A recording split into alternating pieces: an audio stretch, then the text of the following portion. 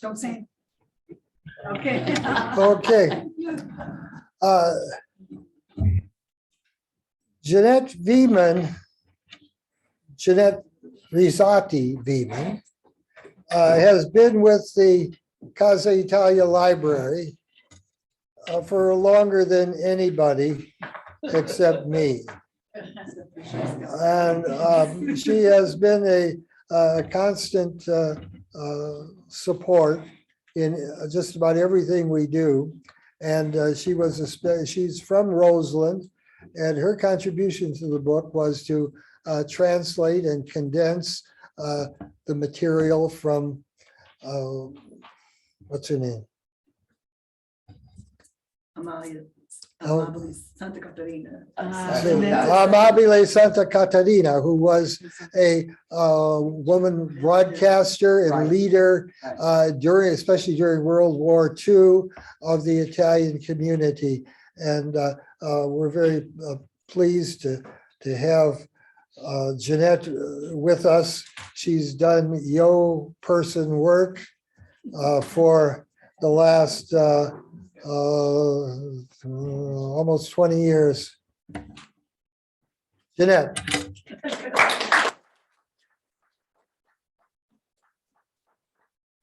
Thank you. I tell Dominic that I've got more work from him when he calls me up or sends me a message. Can you take a look at this? I said, oh, Lord. I've got more work from Dominic than I had in grad school, so it's okay.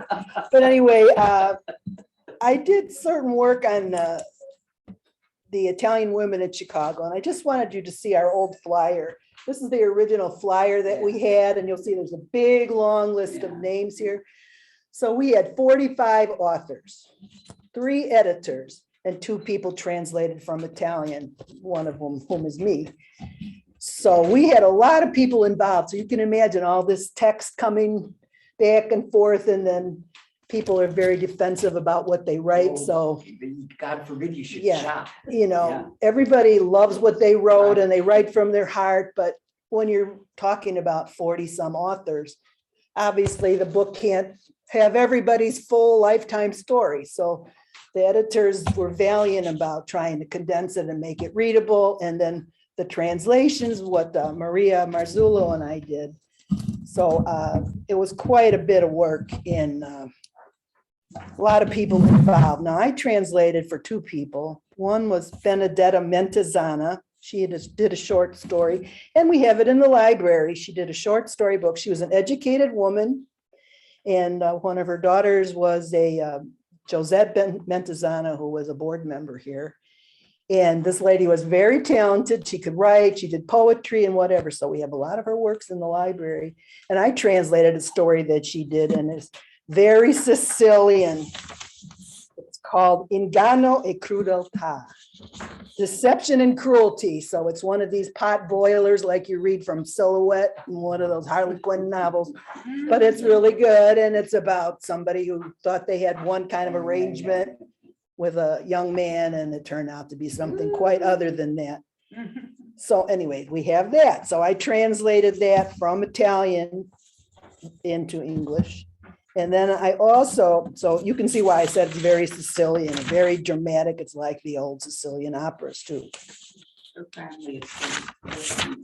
Yeah, but she was very educated. So Oh, yeah, absolutely. she was very educated. So she was able to write a lot of different things, poetry and so forth.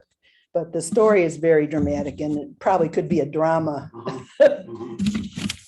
So anyway, that was interesting to do, and it's always different when you have to translate for somebody who writes well versus someone who doesn't. The grammar is important. You want to make sure that it sounds like the author in whatever language you're writing. You don't want it to sound like Mickey Mouse when the person is very educated. You want to use proper language. I sit there with my dictionary reading and looking for synonyms and proper words that fit the situation. And it's not like you just sit there and say, well, he said this and she said that. You actually have to translate what they say and make it readable. And so the person says, this is the author. The author really is a strong writer. So it's not just a literal translation. And there's a phrase that the Italians use, translator traitor in Italian. So if you don't translate correctly, you're betraying the writer. So if you have any diligence on your part, you're going to want to do it right. At least be proud of it. It may not be perfect for everybody, but you will do it right. The other book that I translated was a biography of Amabile Santa Catarina with this big long name. This lady was also quite educated.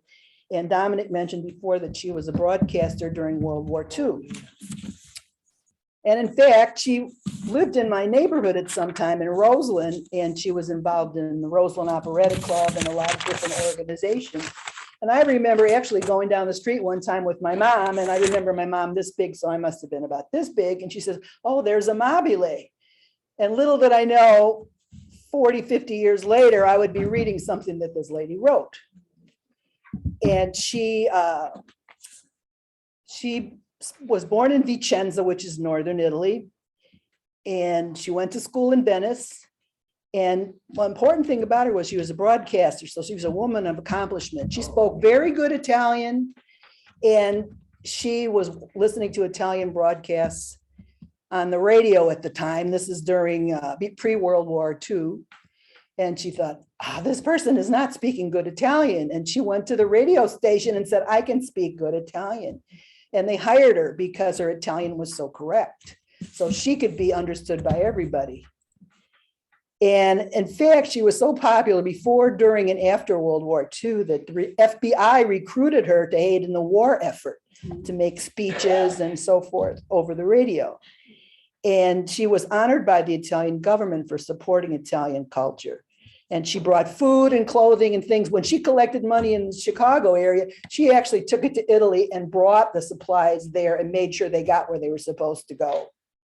So she had a big part in it. Now, the reason I'm telling you all this is because this is a woman of accomplishment, and we wanted to do things. And it was a time when, World War II, all the women were going to work because the men were in the army and so forth. She was on the radio airwaves giving all her spiel about pro-Americans and trying to help the people because the Italians really suffered during the war. And so she was bringing all these goods there. And then after she did all this, in the end, after she retired from broadcasting after World War II, and I'm not going to tell you the rest of the story because you have to read it yourself. She became Mrs. Belgo of pasta fame. She started a pasta company. And I actually remember my mother shopping. Let's get some of that Mrs. Belgo. It was good pasta. So, I mean, this is way back when. I don't tell you how many years, but I mean, this is 50s, 50s, 60s. So this lady not only was on the air and broadcasting for the FBI and trying to make points with the Italians by bringing them all these supplies that they needed and so forth, and going there in person, bringing the cash in a suitcase to make sure it got where it was supposed to go. Even then, they didn't trust other people to bring it. And so she did a lot of things. Then she decides, well, what else can I do? I'm going to bake a pasta. So she had sold pasta in the stores. It was dried pasta. So that was another big company. It got to be quite large for many years. And it's not in existence anymore, but I remember that there was such a product.